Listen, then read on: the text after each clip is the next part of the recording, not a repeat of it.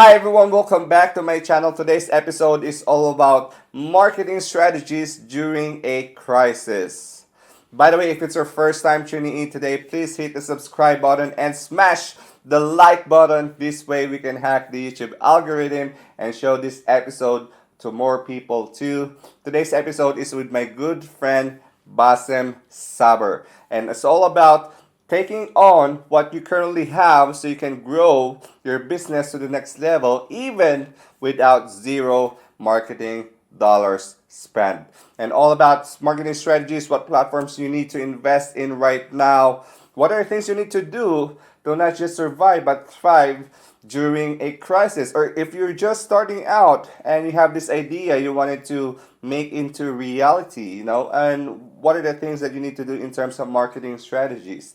We talk a lot about of topics in here, so please make sure to stay until the end because this episode is so valuable, and I hope you spread the word because without your support, this channel wouldn't grow as well. So please watch until the end and make sure to let me know your feedback on the comments section down below. Thank you so much.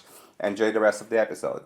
Um, well, it's interesting you ask this question and it's interesting as well that you mentioned that I was hospitalized, and it made me actually think because when I was hospitalized, I think I stayed for 2 weeks, like 13 days in the hospital.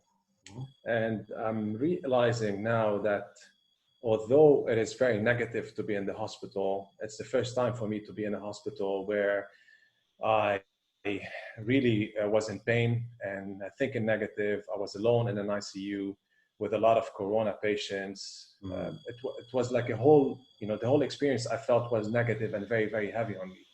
And one of the days I felt that I'm not going to be out of the hospital. I thought I'm just basically going to die. I'm not going to see my kids. I'm not going to see my family.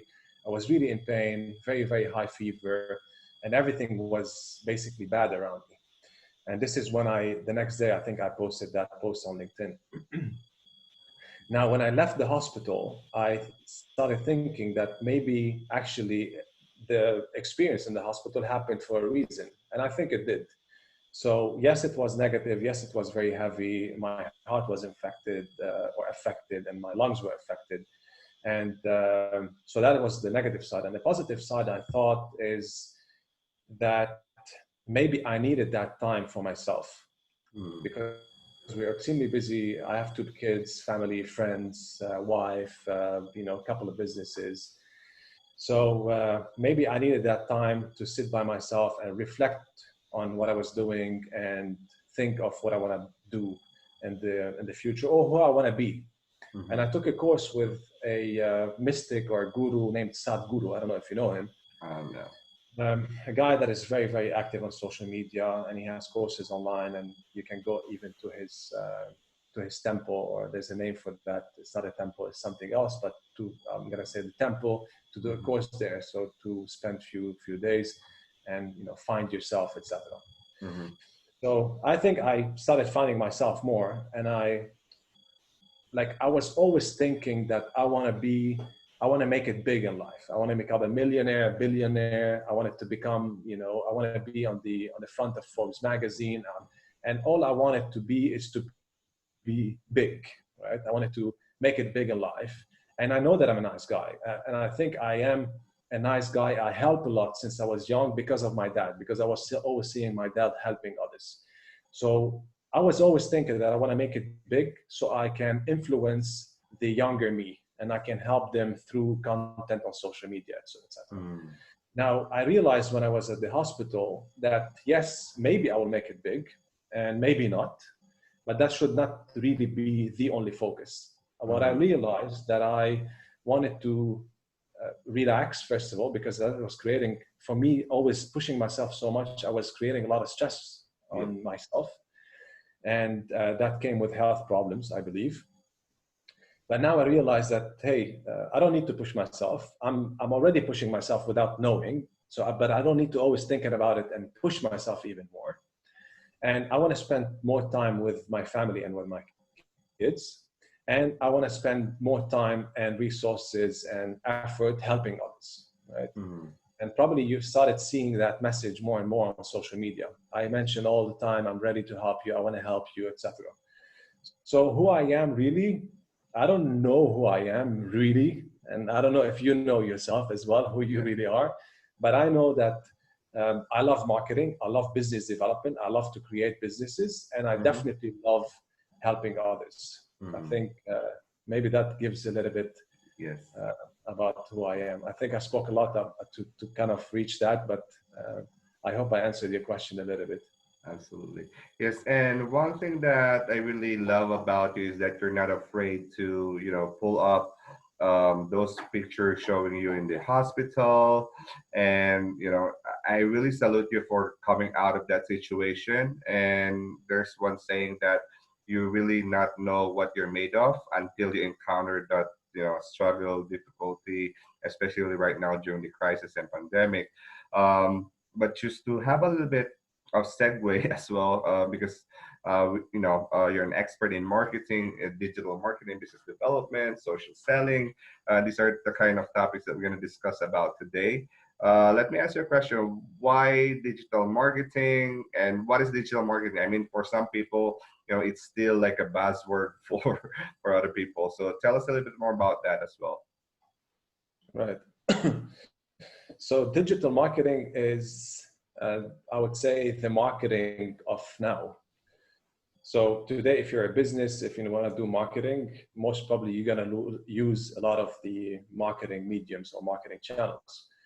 And for the ones that do not know, some of the mediums of some of the channels that you can promote your business online is obviously social media, and that's the one that obviously most people know, and that is things like YouTube, Facebook, Twitter, TikTok, and so forth. So social media is one of them. Another one, which is very big, I would say, is Google. So Google Ads is one of them. So when you're searching for anything online today, you have you see it always on top. You see it, well, always, as in most cases, you see ads on top, and there's a small box to it that says ads.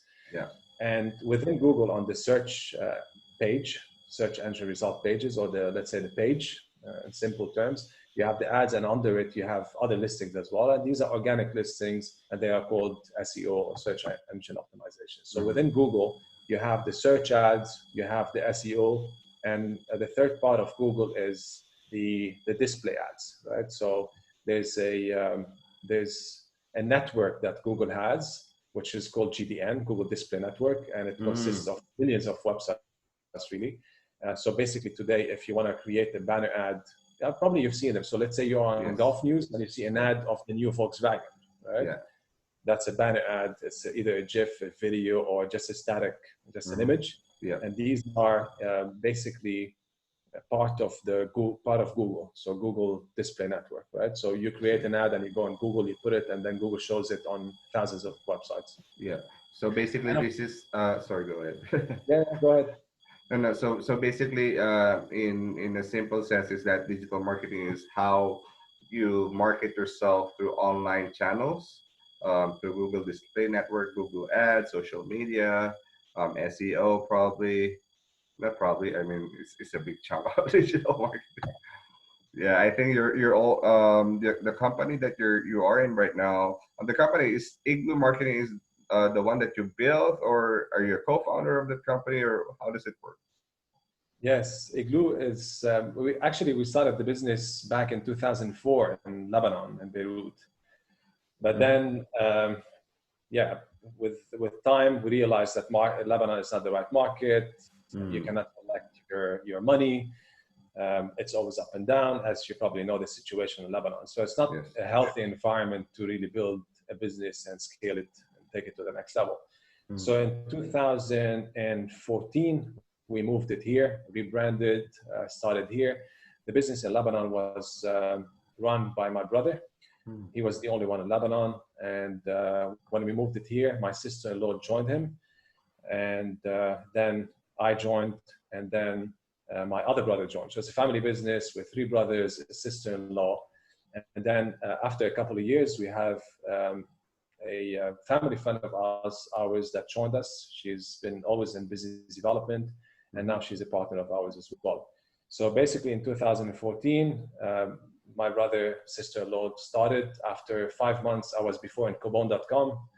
And when we exited Cobone.com, 5 months, exited Cobone.com, and I was looking at my options, and I decided to join the business. So that's like after 5 months when it started, and my brother joined after a year or so.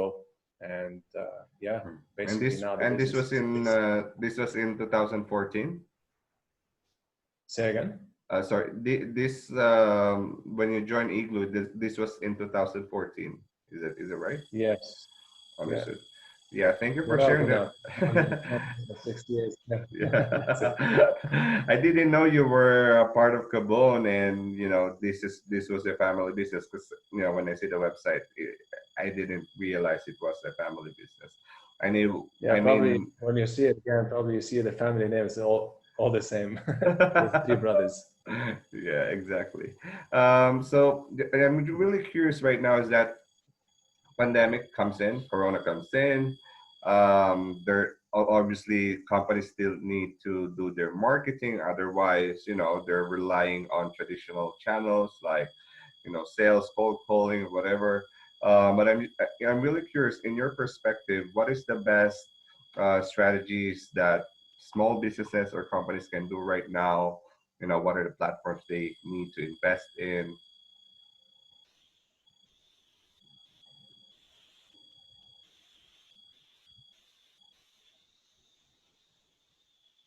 Can you hear me?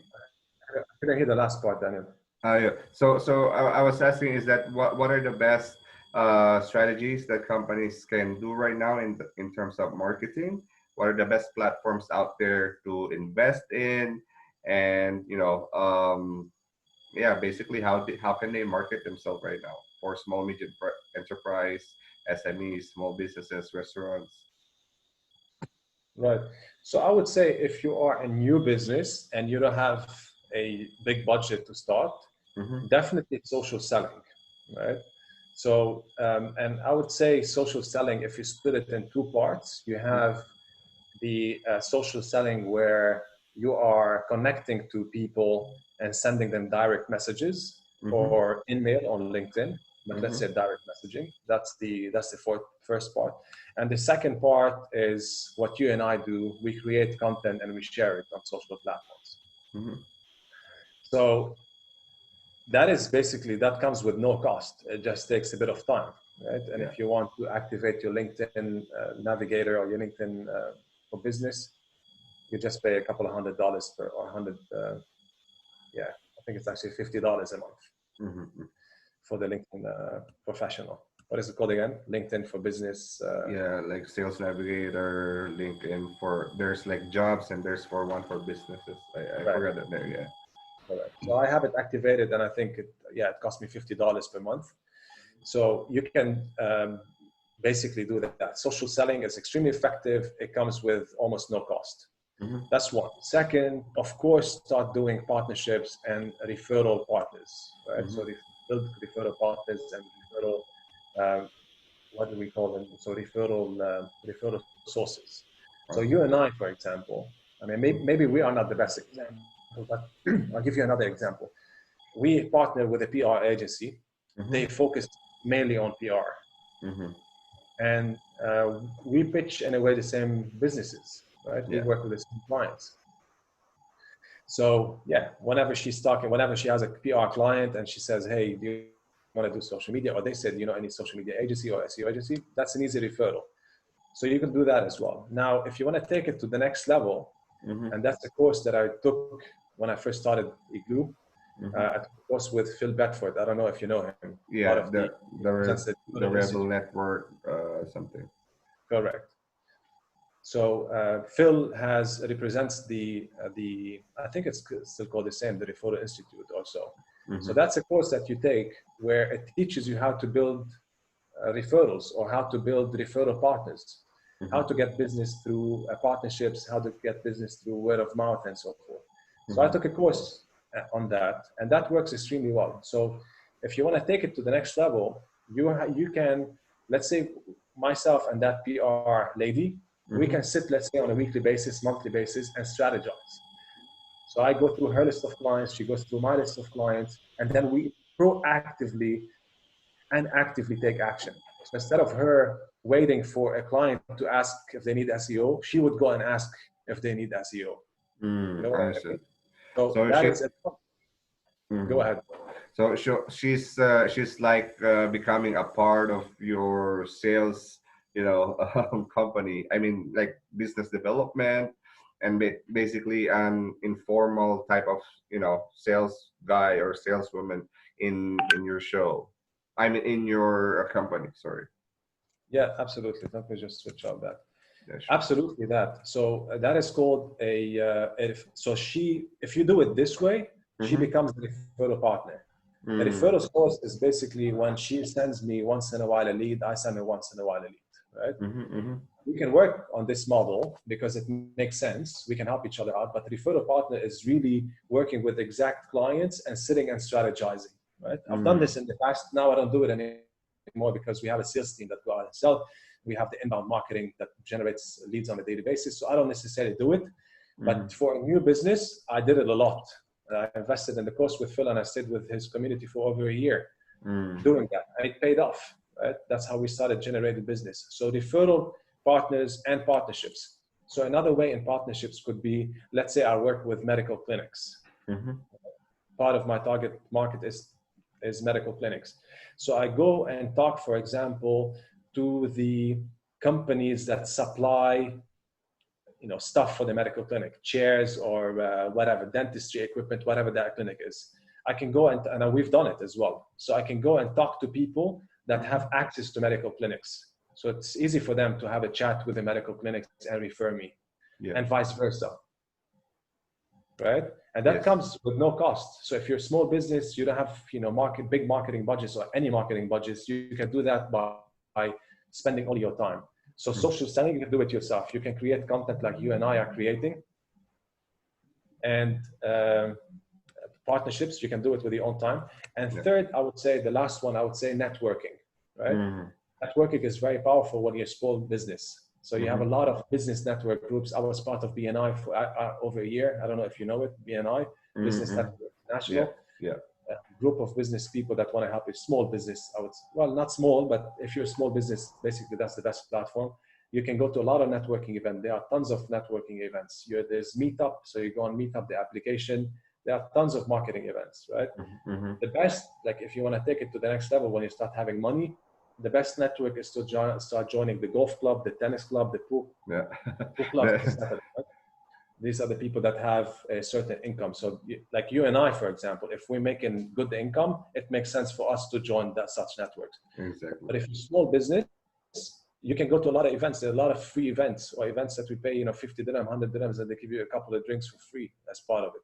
Yes. Yes, there's a lot of those. So they don't require any marketing budgets. You can do it for free if you're small, if you are a new business starting.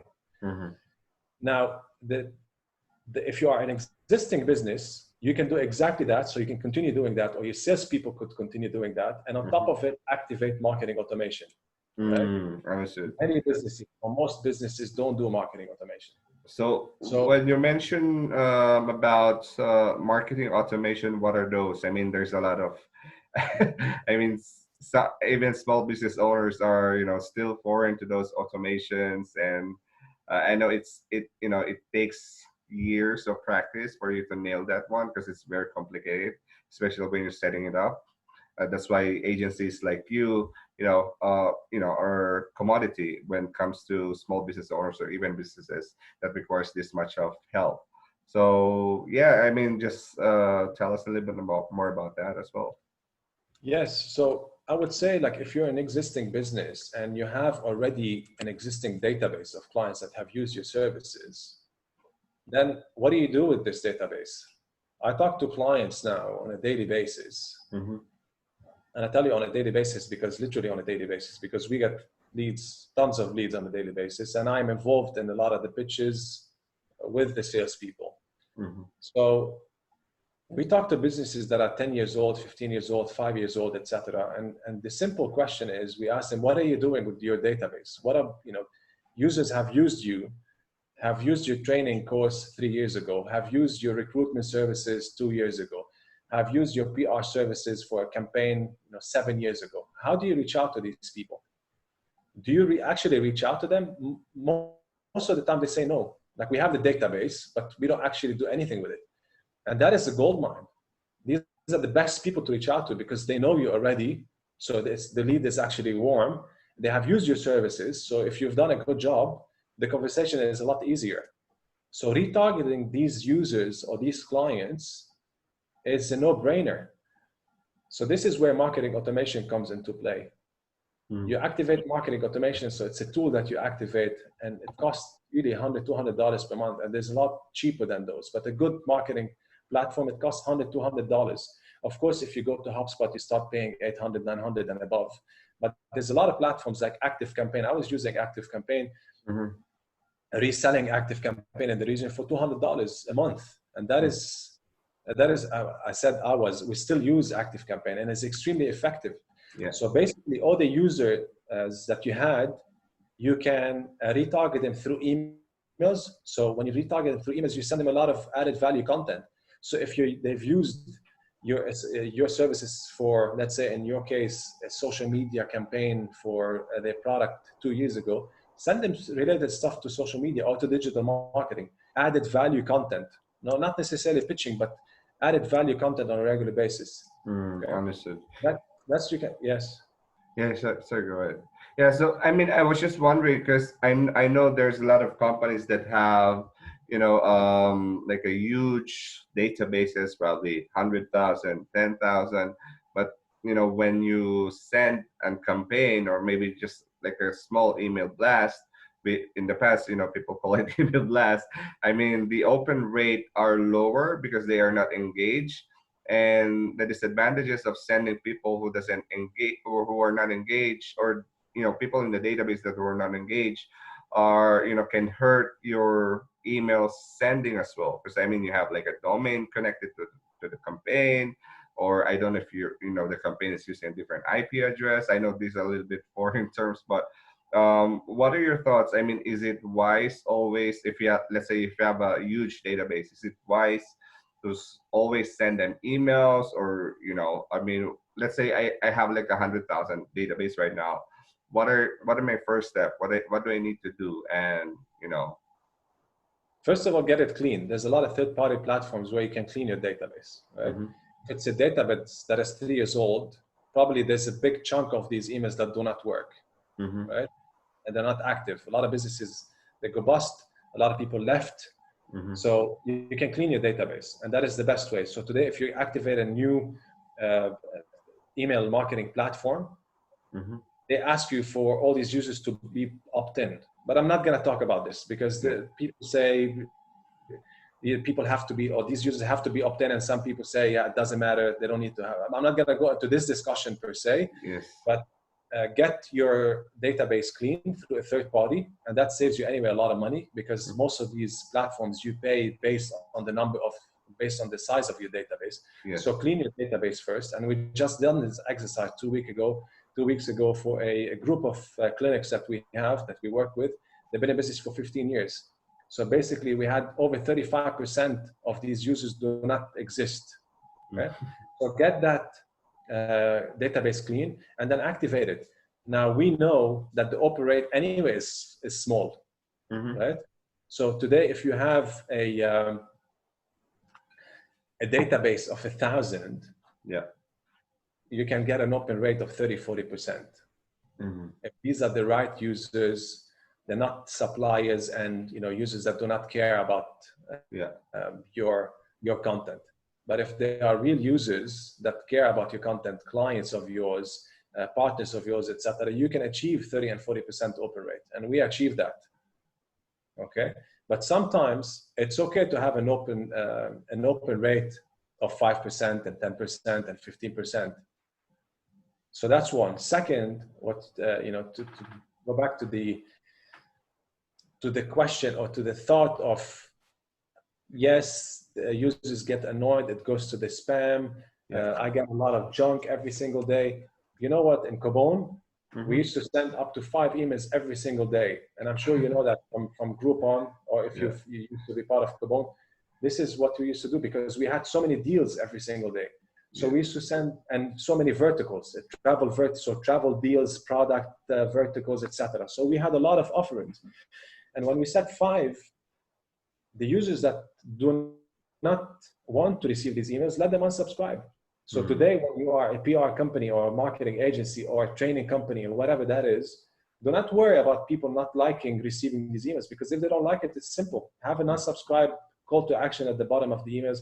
Most of us today that receive emails, we know that either you get it now at the top, even at the browser level on top, so unsubscribe to all these emails, or at the footer, there's an unsubscribe button, right? Yes, yes. So yeah, to answer your question, clean your database, Activate activated, and there's also one study that the more you send email on a certain person, let's say daily, I mean, for trainers, speakers, the moment you opt in one of their funnels, you probably receive probably 20 or even 30 per month of their emails, because there's a saying that the more emails they have on your inbox, the algorithm for that email provider, like Google or whatever that is, knows that you're someone that they know. So I mean, but of course sometimes it becomes so annoying that you just need to unsubscribe and leave that. Yes, and also one thing that I really love about this discussion is about the networking thing, about partnerships. I believe that especially right now during the crisis, that we need to think outside the box. I mean, for some people, they're not about thinking about how they can partner up, maybe work on different sets of clients, offer cross sell, cross promote on each products and services. I'm just really curious about when you mentioned about networking. I mean, because I'm sure there's a lot of events. You mentioned about a lot of events, a lot of BNI. How do you usually qualify coming into a certain event? Because I mean, I've attended a lot of events as well, networking as well. But when you think about it, there is probably 1% or even 5% conversion rate of those business cards you get from a networking event. So what are your thoughts on that? I know this applies as well in marketing, but wanted to know your your thoughts as well. yeah. So I quit doing all that, right? But when I was a small business, I did it because I didn't have big marketing budgets. I didn't have salespeople, right? Started, as I mentioned, my brother, my sister-in-law, and me. That's how we started the agency. And we hired first a social media manager, an SEO manager, Google Ads manager, and we started growing. Yeah. So I was really doing the sales with my partner. And how can we do sales? We're doing outbound, so we get a list and we call and we call and we call and we call. I was not doing any of the social media stuff, right? And then going to events. So events, you're dealing with people, they don't have a need now, right? Yeah. They don't have a need. So we just have to build these relationships. So that takes a long time. What I learned, the most important thing is to add value, right? Even on social selling. Today you create videos, you don't want to mention anything about your business. The videos that you and I create, I would not mention anything about my business, because as soon as you start selling yourself, people will cut you off, right? None of the posts should have you in it. It's very obvious when you're talking about digital marketing tips, and all this stuff related to marketing. They know that you are in marketing. And these are the leads that I get. I get a lot of leads from videos that I create. They all know that I'm a marketeer, correct? Yes. So adding value. So when you go to networking event, that's what I see most people do wrong in networking events. They go and give their business card and they start talking about themselves. This is what I do. If you need any of these services, talk to us. No, this is completely wrong. When you go to networking events, you have to talk about them and ask how you can help them.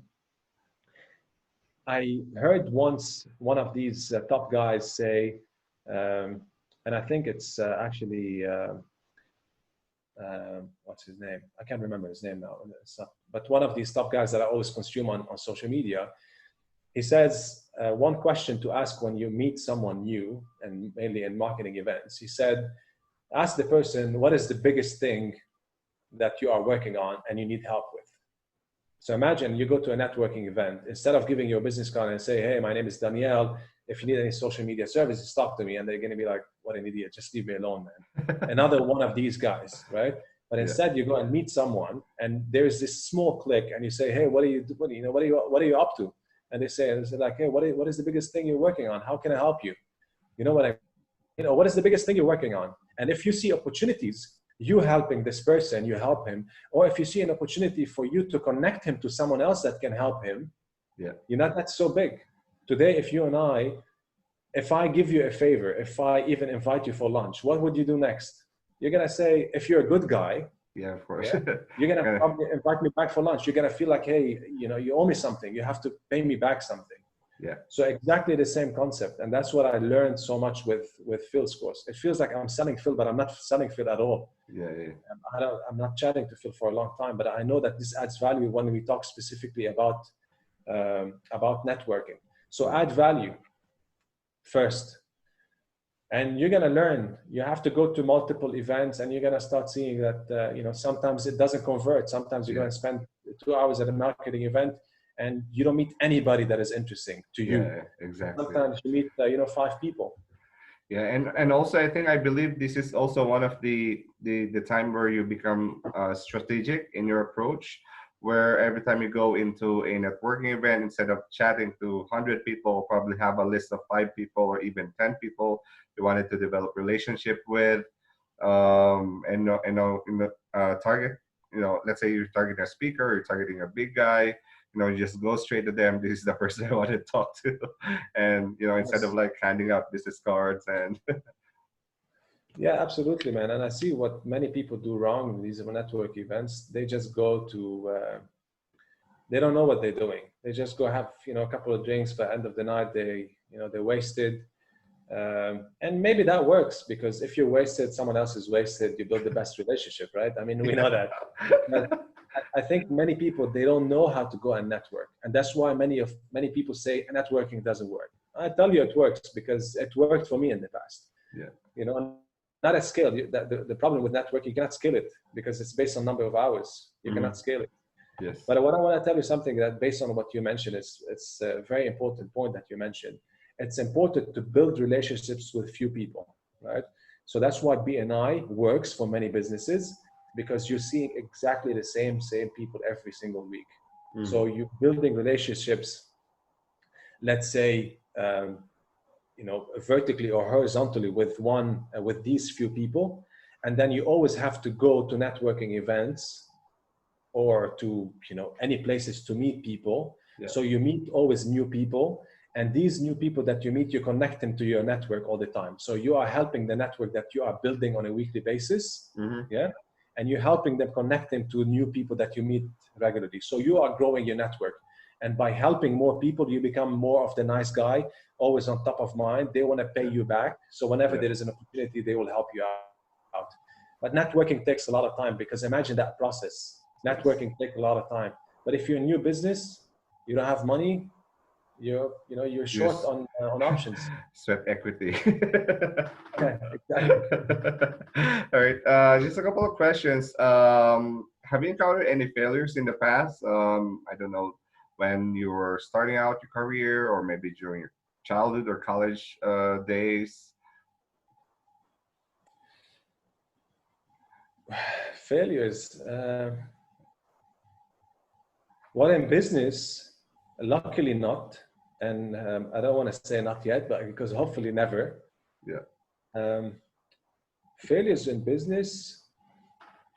And it's interesting. I'm going to build on what you said. You said sweat equity. I think that's very important. When I started the digital agency with my partners, we had no idea about how to sell. First of all, about how to start a business, right? We never knew how to start. It was our first venture for all of us. We never knew how to start a business. We had some money saved. We knew that, we're professionals. We're coming from a good background, whatever it is. We know, and we're good people. Just to kind of add on that, we know that we're not here for the short term. We're here to build our names and whatever, right? Yes. So one of them is that we never knew how to build a business. Second, we never knew how to sell digital marketing, right? So my background was digital. So with Gabon, of course, I knew a lot about digital, because 100% of, I wouldn't say 100%, but most of the marketing budget of Gabon was spent online.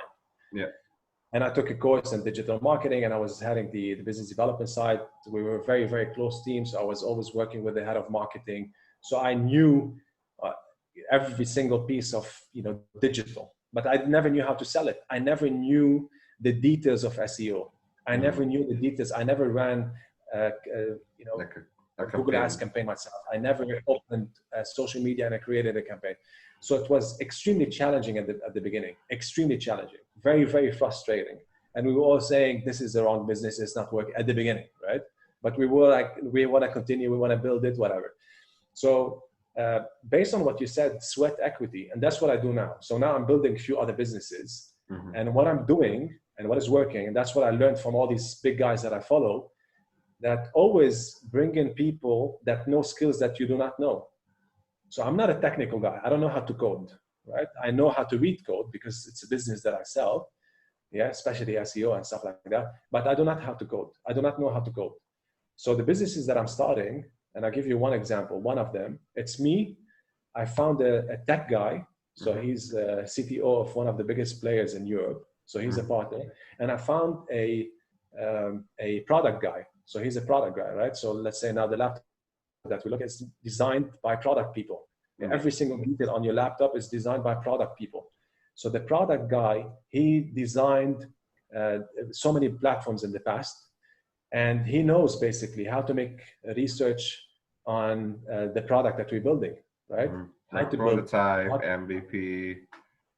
Correct. So he knows how to do that. The other guy, he knows how to build it, code it, yeah, with the right UX and the fastest and the fastest service or whatever. And I know how to market. But imagine I wanted to do this myself only. And that's what we did wrong at the beginning. Imagine at the beginning, we brought in a guy that has experience in building such a business. Or we had a mentor that helps us build the business, and we gave them sweat equity. You know what I mean? So that's important what you mentioned. So today, if you want to start a business, don't be selfish and say, no, I want to keep 100% of the business. Yeah. That's completely wrong, man, because you're going to lose so much time and money, yeah, learning how to build that business. Yes, exactly. Yeah, and just a quick question: do you have any inspiration when you start your own business, or are you a family of entrepreneurs or someone who has a background? How do you mean? I mean, do you have any inspiration? Like, who are your inspiration? Is your mom and dad also business owners, or I don't know? Yes. So who I get inspired by? Yes. All the time. A couple of names. Yeah. Well, you mentioned it. I definitely am inspired by my father and my mother, because my father, he's a self-made man. He came from almost a poor family, so they didn't have, they were not, they were no one in a way. They're not just well off, and yes, villagers, and not well off. So they were making it, but not, definitely not well off. And he made it himself, right? And he became an entrepreneur. He joined a business, and it was the largest printing press back in Lebanon, and he stayed in it for many years until at the end got backed out because he didn't know how to market it, right? At the end, he didn't know how to market it, where a lot of new competitors came in with the digital space. Yeah. And then he got bankrupt. But he built that business, and he stayed in that business basically most of his life. But he was the kind of guy that always pushing, grew the business, was very, very small, grew it, made tons of money from it. My mom, very, very strong. We were born in a war, right, in Lebanon. Yes. So very tough. And my father had to travel most of his time for his business. So my mother was there for us with 3 kids. So of course I get inspired by such people, right? Now, this is one. I get inspired on a daily basis by people like by anybody. I get inspired by you, for example, doing your podcast, by me seeing you on a podcast with Grant Cardone, you know what I mean? I get inspired by literally anybody. And I think anybody can be an inspiration. What I've done as well, an exercise, because I wanted to learn before I went to the hospital story, I wanted to learn how to make it big. So what I've done, I went and I consumed over 50 biographies of the top guys that made it, became millionaires, billionaires, etc. So these guys, of course, when you read a biography of, think about Grant Cardone or Yeah. Oprah or, Steve Jobs, or all these guys, Yes. you get inspired by them. So I think I get inspired literally by anybody that can inspire me. Understood. Thank you so much.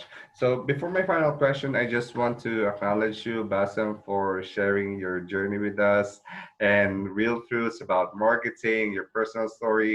I really love about the way you share your narrative about your hospitalization, your mom and dad, and how you built Igloo from scratch, and basically combining all this wisdom that you learned and sharing it with our audience, because actually majority of our audience are a little bit mixed in there. There's someone who wanted to start their own business, some already who are starting, consultants, coaches, some are already successful, just wanted to know what's going out here in this part of the world as well.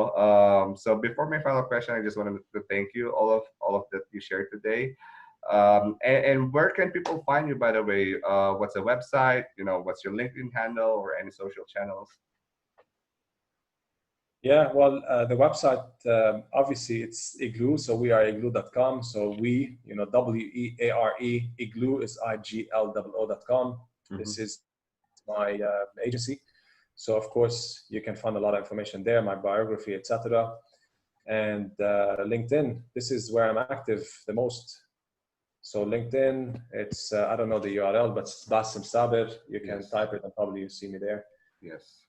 I'm gonna Yes. put it in as well. And also, just one question just comes into mind. You mentioned about TikTok. Is it a good platform to invest in right now? Because there's a mixed reviews on whether business owners should be there, or I know grants are really working in there, but for someone who like you or probably like me, is it worth investing in there and get some leads? And. Absolutely, absolutely, absolutely, man. TikTok. I mean, if you see its growth, it's unbelievable, and definitely TikTok and definitely LinkedIn, because of these are organic platforms, and these platforms, they want more content on them, right?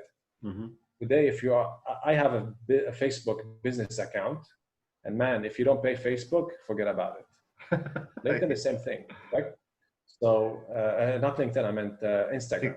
Yeah, they Yeah. became now Instagram and LinkedIn. It's a pure monetization platform by you boosting your post to Yeah. reach who you want to reach, your audience. And I can, you know it probably, right? Today Yes. you, Yes. you post something and most people do No. not see it. Nobody TikTok see. is beautiful. Correct. TikTok is beautiful because it's new somehow, and they are pushing more people to create a lot of content and post a lot of things, so the platform becomes more popular and adds a lot more value to users. So TikTok is huge. I personally do not use it because the videos that I was creating were pretty long, right? Mm. Now I'm targeting to create videos between 40 seconds and 120 seconds, so a lot of these videos would fit on TikTok. Now the question is, how much time do you have as a person? If you're a business, it's different. If Yes. you're an agent, it's different. You have to focus on 1-2 platforms max, right? I'm focusing now on growing LinkedIn because I tested it and it's giving me amazing results, unlike Instagram. I've done Instagram in the past, didn't work for me as well. Yeah. Yeah, me Exactly. personally. Yeah. And yeah, I mean, you're definitely right about Facebook and Instagram. Those are pay to play platforms. So, the more you put in, the more you're going to put out. Of course, if you done it right as well. I mean, it's a question of if you do it right with the ads and all that. But yeah, so my last and final question to you, Bassem, is if everything is stripped away from you, your businesses, everything that you create from now, maybe 10 years from now, and you got to start all over again. So, I mean, start from all over again. Obviously, you still keep your knowledge, your wisdom, experience. But if everything is stripped away, what would be your main drive to succeed? The main driver to Yeah, succeed, drive to succeed. Yes. What's your main drive to succeed? I would say partnerships. Why? Because as I mentioned, today, if you want to start by yourself, is extremely difficult. And I Hmm. tell you that because I service clients that that are a one-man show. And I have friends of mine that are running their business by themselves. And I know how frustrating it is for them to do the marketing, the sales. I'm talking small businesses, right? Yes, yes. Operations, finance, be there all the time for everybody. Yeah. That's extremely exhausting. When you start with few people, you can scale your business a lot faster. So for me today, I don't focus on finance because I have my partner that focuses on finance. I don't focus on social media because I have a partner. I don't focus on web. I don't focus on design. I don't focus on HR. I don't focus on admin. I don't focus on the office. I don't touch any of this. I focus on one thing only, right? Marketing. That's what I focus. That's my area. I overlook the division, the performance marketing division of the business. So PPC, SEO, email marketing, market automation, and so forth. And I market Igloo. I market our business. That's my focus. Yeah. So today, when you're starting alone, it's gonna drain you. The chances to fail is a lot higher. Yeah. And it's gonna take a lot of time and a lot of your money. Partnerships, like I told you, these businesses that I'm starting with other people, I don't touch technology, I don't touch product, I only focus on marketing the business. Yeah. And of course, it's always nicer to work with people. Because when you're on the top alone, and I see it again from my friends, I have a friend of mine that he's always exhausted because he's on top alone. He cannot discuss a new thing and how to grow the business. He cannot discuss it with anybody. He cannot discuss it with the people on the bottom because they're completely different level. When you started partnership, when you started business with few partners, same level, completely different. Yes, and because you have like different set of skills and you got to vent out, your frustrations. And when you have someone venting out, you're somehow realizing, oh, these are the things that I need to do next. Because sometimes you don't have someone to talk to, but when you have someone, that one person or two person to throw some ideas, and then you realize, so maybe that idea doesn't work. Maybe this idea will work instead. 100%, man. And if you work towards the vision together, you want to, like now, for example, at Igloo, we want to start a new business within Igloo. Instead of me thinking about it alone, I have other partners that we can, discuss it. We can set 2-3 hours, brainstorm the heck out of it. Yeah. And decide together if it makes sense or not. Yes. When you're alone, it's tough, man. Yeah, especially right now. I think it's always tough, no matter how big or small the business is. Yeah, for sure. Yes. Yeah, so I think that's it for today, Bassem, and thank you so much for sharing your time, your journey, and wisdom with us. And see you in the next episode. Inshallah. Thanks, Daniel. Thanks a lot. Thank you. You're doing a great job, man. I look up to you with what you're doing. I definitely want to discuss with you starting the podcast, how to take it to the next level, how I can add more value to others. You are adding a lot of value. You're a good guy. I can see it from the content you're sharing. You're very genuine, transparent. There's a lot to learn from you as well. That's for sure. So that's the first podcast together. I'm sure we're going to do a lot of those. Yes. And yes, I'm going to reach out to you to help me out with a few things that I'm working on as well. So thank you. You're welcome. Absolutely. I would love to. I mean, yeah, so I'll just hit the stop recording